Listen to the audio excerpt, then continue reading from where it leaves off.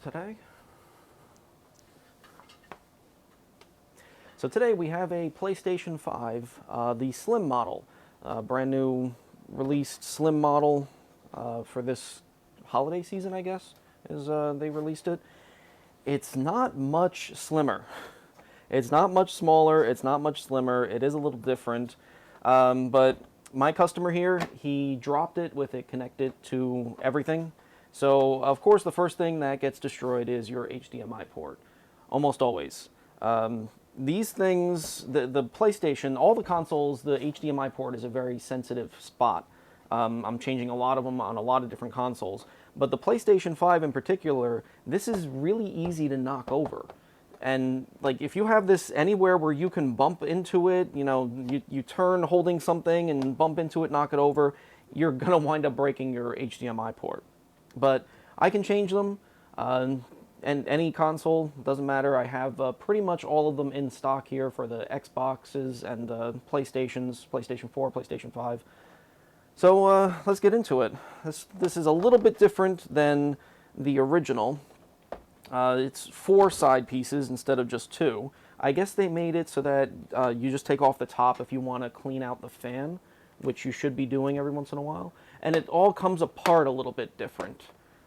So instead of sliding up and down like the old one did, where you would pull off the little nodules and then slide it down, this one slides into the back. So I'm looking at the HDMI port here, and there's some fins that fit into the back and then just clips in. So you just pull it from the front and then pull it towards the front. It comes right off. So I'll do that to both sides. That's the top pieces. You see we expose the fan right away, both sides of the fan. So it's pretty easy to clean. And then we'll do that to the bottom here too.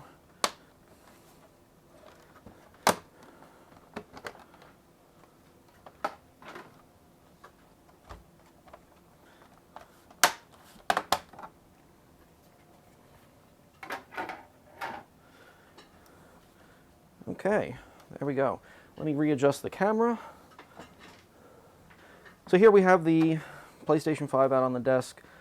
This is different. I don't know if it's better for repairability. If this CD-ROM drive or if this Blu-ray drive is not software paired to the machine, then this is wonderful. You just lift up from the back of it, and there is your CD drive.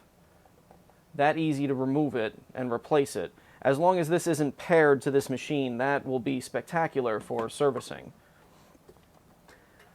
So to open this up, I'm going to start with the simplest thing, just the cover for the M.2 slot.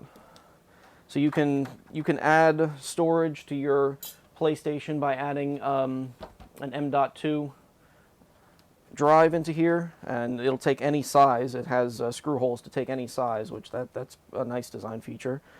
Then we'll move on to taking out the fan.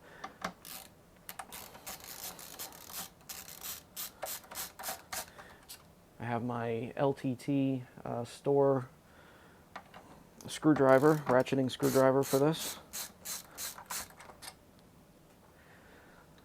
Something that I find funny here, this is a brand new design, and the screws are exactly in the same places. You have the short one into plastic, the 2 medium ones that are machine screws into metal, and then the long one into plastic. It's the exact same that's been on all the PlayStations. They didn't change that at all. And we pull up this little sticker here to unplug the electrical connector, and now we get the fan out.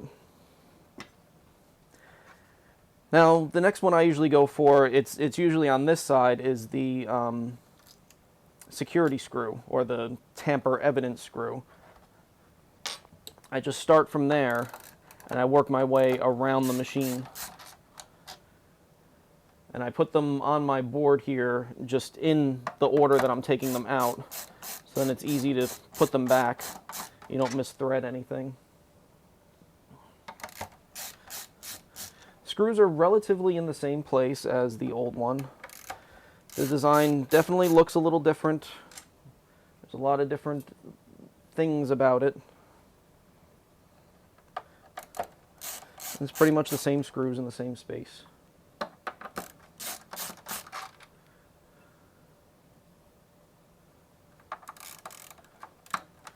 This screw here is, on some models, is underneath all the plastic and just holding in the board.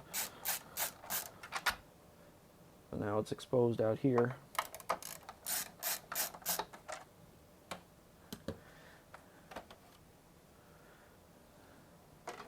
And there's the inside. Looks extremely similar to the last 2 PlayStations. Was it the C, I think they're up to? Revision C? This is very close to Revision C. So next thing, I'll pop off these antenna connectors.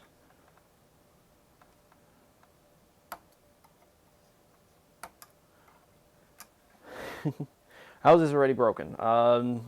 Fall damage. Accidental fall damage. So now, just like any other PlayStation, we have a butt-ton of screws all around on this this metal plate. We're just going to go around and take them all off. I use one of these little dosage cups. I put a magnet underneath it. Is that within view? That is not within view. There you go. And that is just going to get filled up with all of these screws. So one thing that I do like to do, which I already have one of, is take a picture of it before I take out any screws. So if you see here, I have one of the old PlayStation, and I have little red circles around the holes that are supposed to remain free. Because even after doing these so many times, I still have the tendency of I might put a screw in that hole, and the screw does not belong in that hole. So I make up these little cheat sheets for stuff that I'm going to see a lot. Or even if I don't see it a lot, the first one I see, I have a picture on my phone of what this looks like and where all the screws are right now before I take out anything. So that when I put it back together, I don't put screws where they're not supposed to be, because the plastic case is going to screw into some of these holes. All these holes that are empty right now are the holes that the plastic case screws go through. So you need to keep track of that.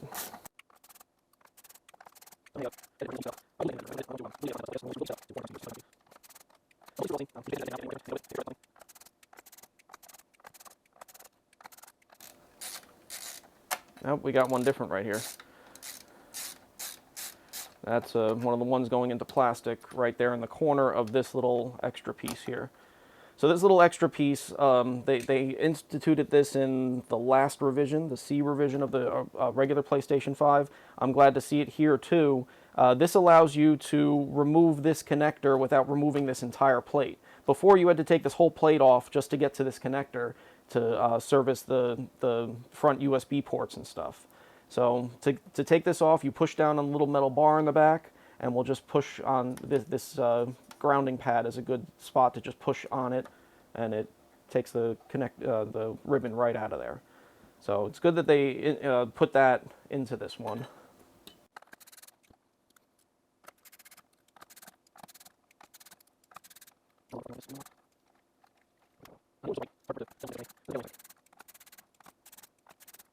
Okay, that's all the screws. Before you try prying it off, make sure you got all the screws. It's not good to bend up these things. This is part of the heat sink.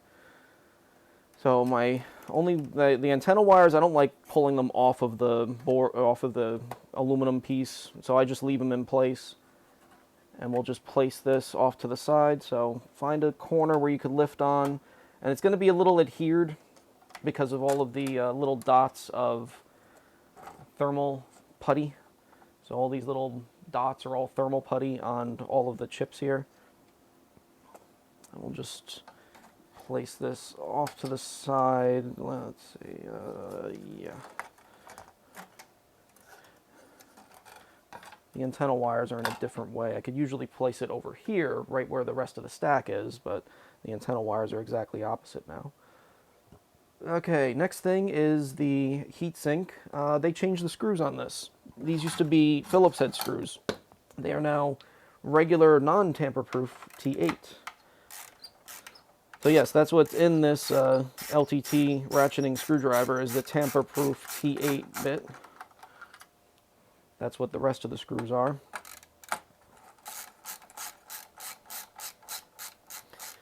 Be real careful when you're taking this out. Don't drop your screwdriver anywhere on the board. Now you have the board exposed. Now you have to start being careful. Don't drop anything on the board. Don't scrape anything across the board. That's the heatsink spring.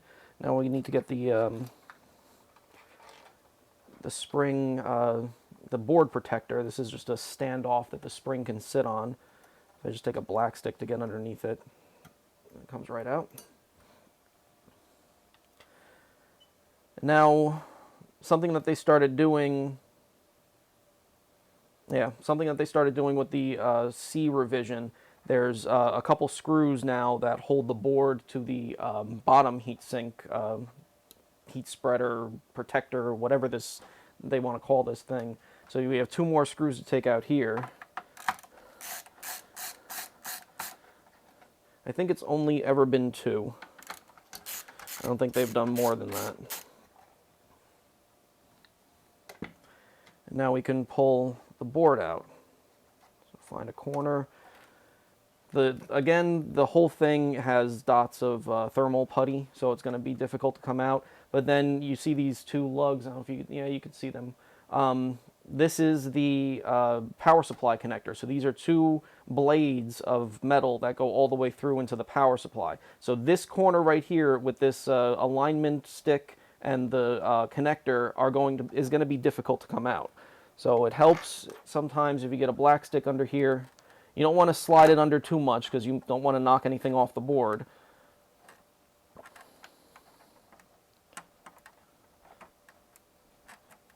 And just use that to disconnect the power connector. And now the board will lift off nice and easy.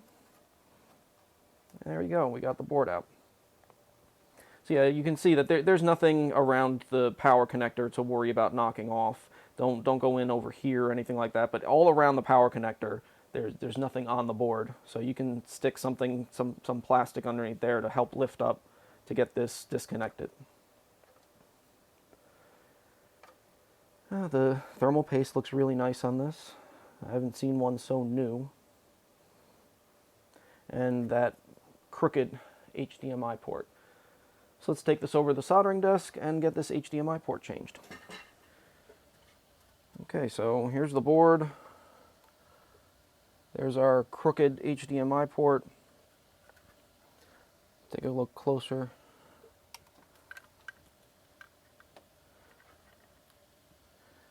Yeah, that's not healthy.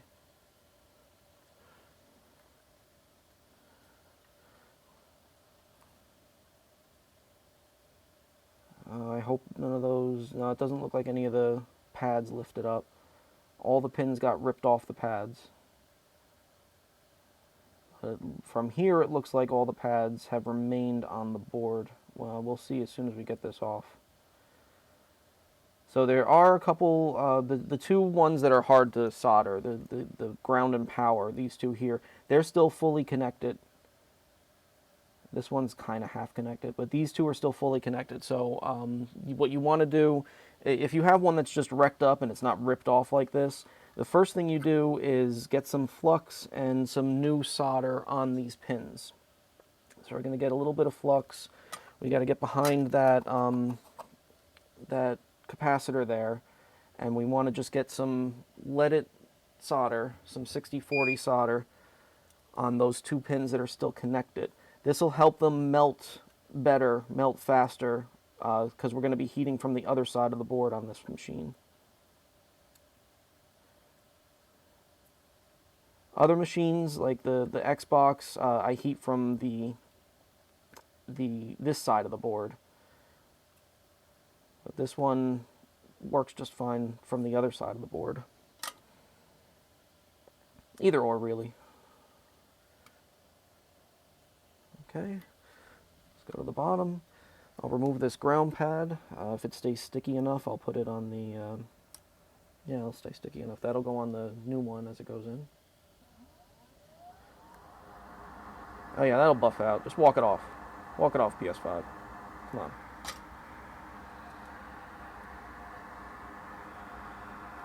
So again, I'm going to add some leaded solder, some 60/40 leaded solder. And as I heat this, this will mix in with the lead-free solder. It'll lower its melting temperature.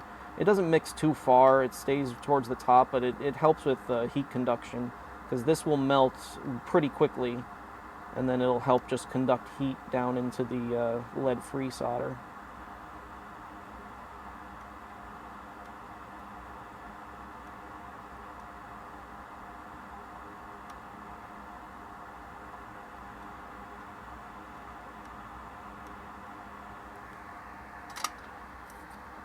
Okay, now we go for hot air. So before I start doing this, I noticed that the board is, the HDMI port is touching the solder mat here. So I'm going to have to find something to hold this up, hold the board up in this corner. I need something that's not going to get destroyed by heat. Okay, a giant heat sink from a TV I was working on, that works.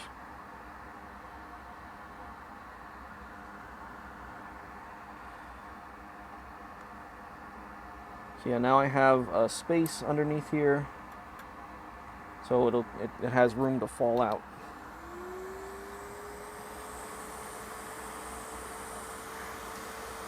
So all these through holes here, I don't know if this is on purpose or anything for this purpose, but all these through holes here on the ground plane help to conduct heat from this side of the board to the other side of the board. Now, I don't know if a Sony engineer thought about repair of this and you know, how to get this off with hot air and everything, but this works out great to get hot air to the other side of the board to heat up the pins, the row of pins on there.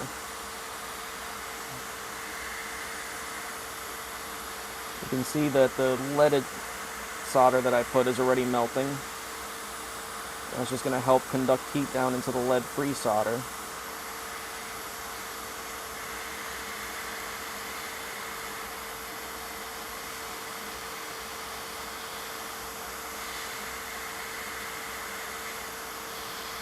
Don't force it. Whatever you do, don't force it off.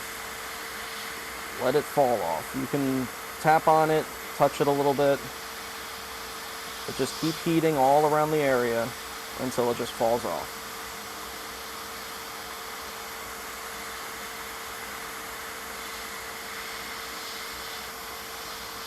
It takes a lot of heat to work on these boards.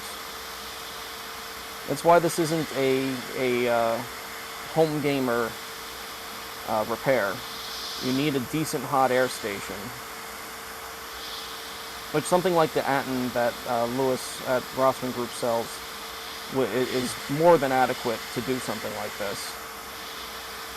But the little $50 ones, not good enough.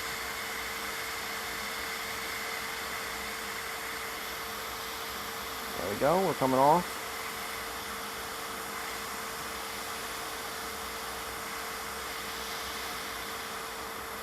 There you go. There's those mangled pins. Now while it's still hot, while your hot air is still hot, we're going to get the solder out of the pinholes, the through holes, with hot air and a solder sucker.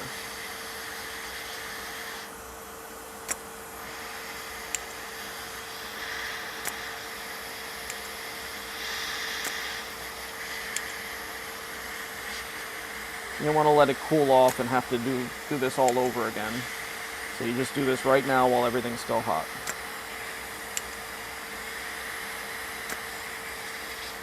And whatever you do, do not just reuse the solder that was in there. Always pull out all this solder and put in new. Don't try to reuse the solder. Okay, now we'll go to the other side. We'll clean up these pins, make sure everything is still good on here.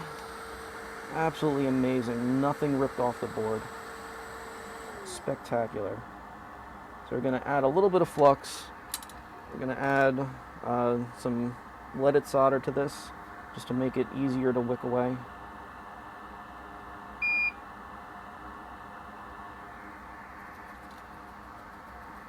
And we'll take some Goot Wick.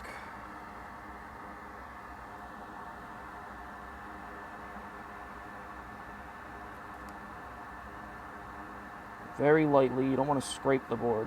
Very lightly. Done. Now we put our new HDMI port in place. And then we're just going to tack it in place in each corner here.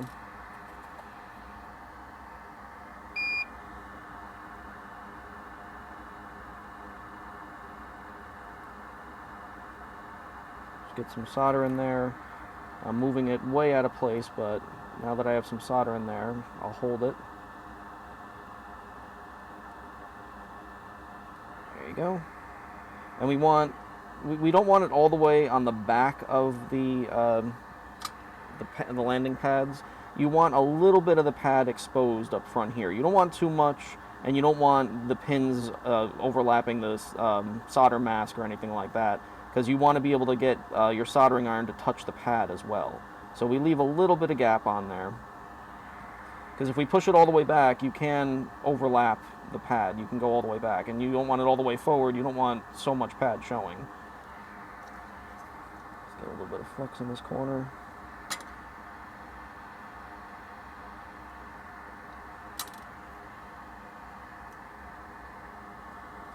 And all the while you're doing this, you need to make sure you're not brushing your hand across the CPU and picking up that liquid metal. Do not ever let liquid metal touch any of your soldering gear. It will completely destroy the plating on your soldering equipment. I usually refuse to work on anything that has liquid metal on it. If you put liquid metal on your MacBook, I am not servicing it.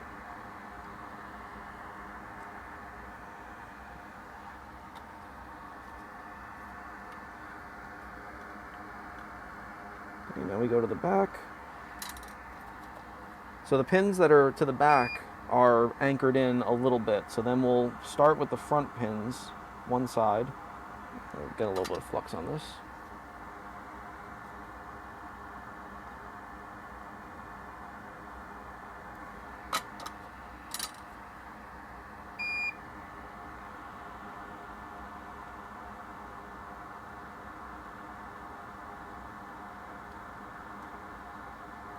So we got a nice dome of solder across the top.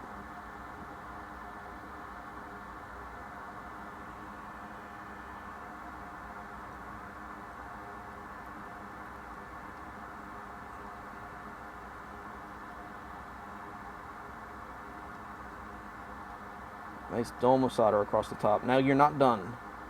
I've run across this a couple times from other shops. You're not done at this point. I don't care what soldering iron you have, you're not going to heat that all the way through to solder that pin on. We have to hot air this back on now. So you see these big Hershey Kiss points of solder.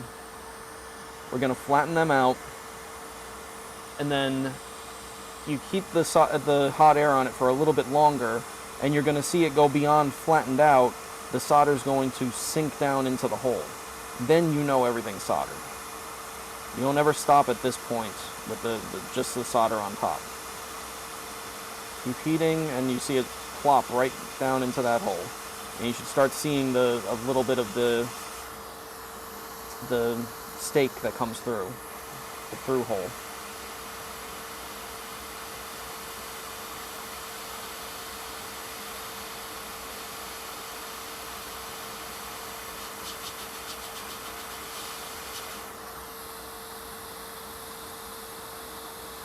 Make sure it's cool. Now we'll go over to the other side. And usually I do a little bit, while it's still hot, do a little bit on each side while holding the HDMI port in place. A little bit like that. A little bit like that, done. Now while it's still hot, this is kind of important. While it's still hot, get some flux on here.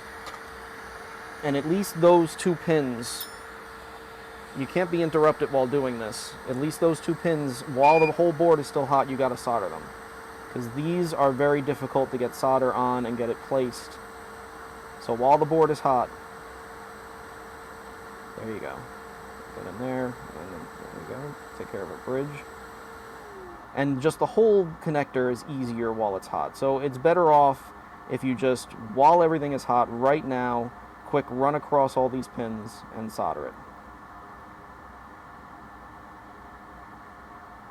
So I'm sorry to people calling my business. If I'm in the middle of this right now, I may not answer your call.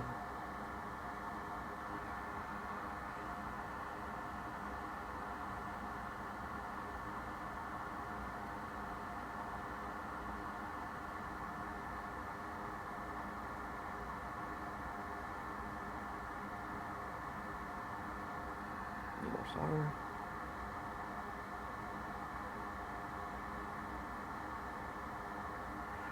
And there you go. That is a changed HDMI port. So now we'll do a bunch of Q-tipping.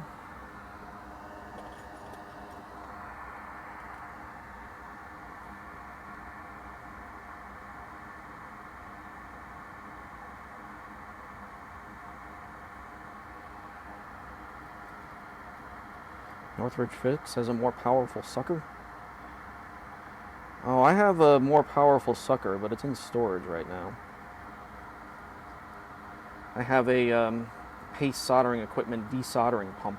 It's a soldering iron that has the solder sucker right up the middle of the iron. I haven't had a real need to get it out of storage.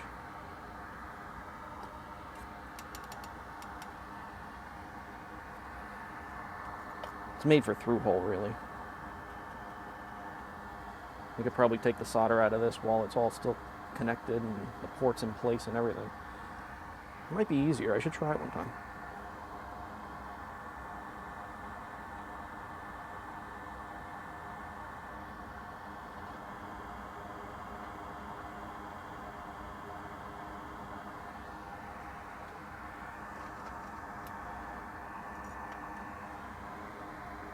So the flux I use is Amtech NC, what is it, 559. The NC is for no clean. So you don't have to clean this flux off. It's not going to corrode anything. You don't have to worry about the copper turning green and falling apart. But you still clean your work. Doesn't matter if you're using a no clean flux. You still clean your work. You don't leave flux all over the place for the next technician to stick their finger in. You just don't have to worry about getting from underneath the connector. It's not going to corrode anything.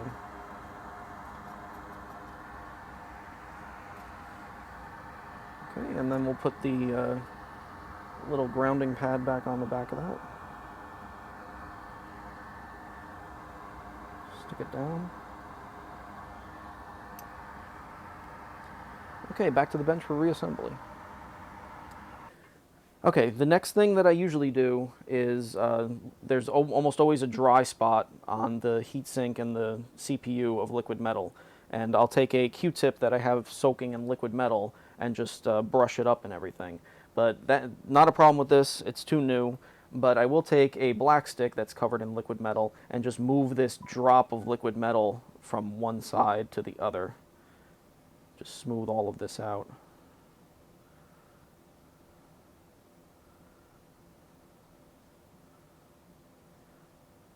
The only thing I like about liquid metal is that when you open a device, you don't have to then change it.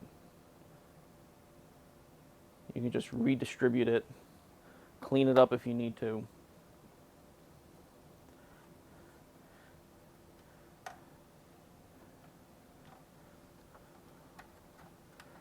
I'm really hoping Tim's thermal paste from TCRS Circuits gets rated well enough to replace liquid metal on the PlayStations. That will be amazing.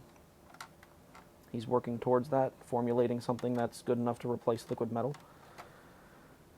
Okay, just take care with the alignment pin and the power connector as you put it back together. And then we'll start reassembly. Just exact opposite. We'll start with the two screws that hold this board in place.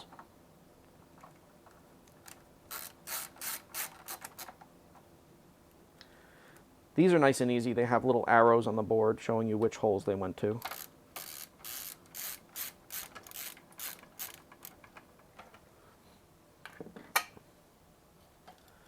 Oh, wait, the heat sink.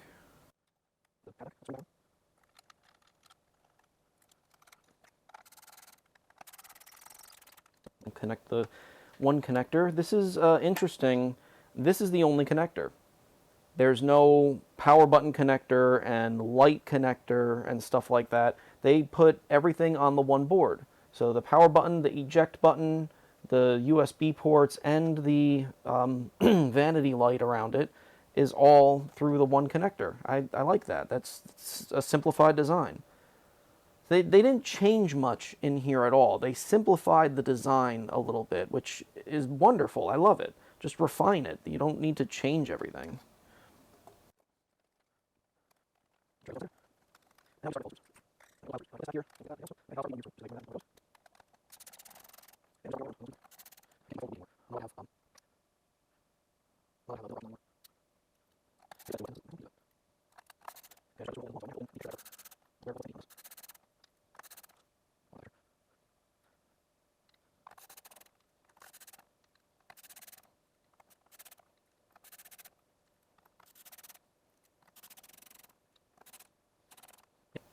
You don't want to over tighten any of this stuff. It's they were relatively loose feeling when you get to them. You don't need to wrench these things down.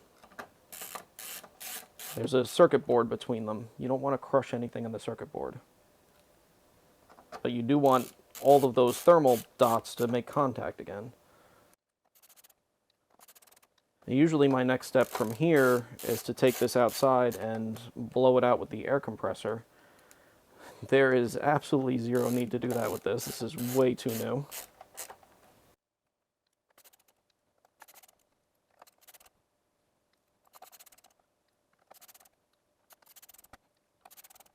So I'm just following, I'm zoomed in on my picture and I'm just following the area along as I go. It doesn't seem like there's many screw holes that I'm tempted to put a screw in that it doesn't belong in. There's a couple holes, but they're long, deep holes that if I try to put a screw in, it doesn't want to go in. And then there's the one for the fan here. Okay, this is the only one.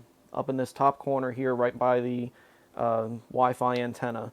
That's the one for the fan. That's the machine screw for the fan. The other machine screw for the fan is right there, and it doesn't look like I want to put a screw in there because it's only in one piece of sheet metal. It's not holding anything down, so I don't even want to put a screw there. This is the only one that I would want to put a screw there. Actually, I think that they helped you with this. There's a little stamp. I don't know if that comes across on camera at all. There's a little stamp around every single one of the screw holes that are empty that make it look like a plus sign. So every screw hole that has a plus sign around it, you're not putting a screw in when you can see this. Here, here, here, here, you don't even want to put one in because it's only in a piece of sheet metal, so that's you wouldn't even think to put one in there. This one doesn't have screw threads in it, so you wouldn't think to put one in there. But yeah, everything has a little plus sign around it that indicates you do not put a screw there. That's good. I like that. Okay, let's connect the Wi-Fi antenna.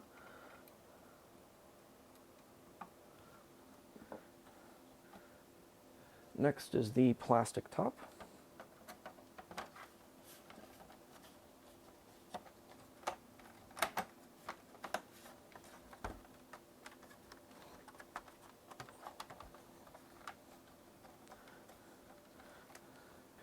So I started here, went around this way, so then I start the one next to it and go around that way. All the screws are just in a line over here. I mean, it's really hard to mess it up anyway. There's four different screws. There's a really long ones, kind of long ones, then the shorter ones, and then the one that has machine threads and not plastic biting threads. When I screw the plastic screws in, the ones that are biting into plastic, I don't like to make new threads. I like to find the old threads and just thread it down into there, because it's really easy to just screw it in and just create new threads. You only get to do that 3-4 times before it doesn't thread anymore. So I always turn it back a little bit, find the beginning of the threads, and just run it down its original threads. So then I'm not wearing out the hole. Okay, fan next. And like I said at the beginning, the fan screws are the exact same pattern as they've always been. The two machine ones, the really short one, the long one. So that's pretty cool that how different this is, but how the same it is.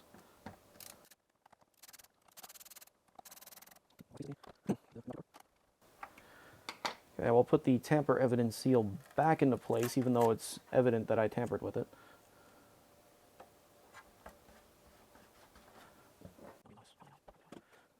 Love the design. Awesome.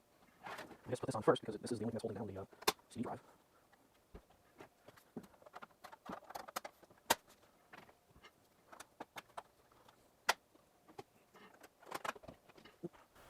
So there you go. PlayStation 5 Slim HDMI port repair. That looks beautiful in there. It's not crooked anymore. It's not bent up. So yeah, if you have a broken PlayStation, you have anything broken, I can probably fix it. Anything that's fixable, I can fix, but it needs to be fixable. So parts need to be available, and information needs to be available to troubleshoot it. That's the only two things that something needs to be fixable. Thanks for joining me.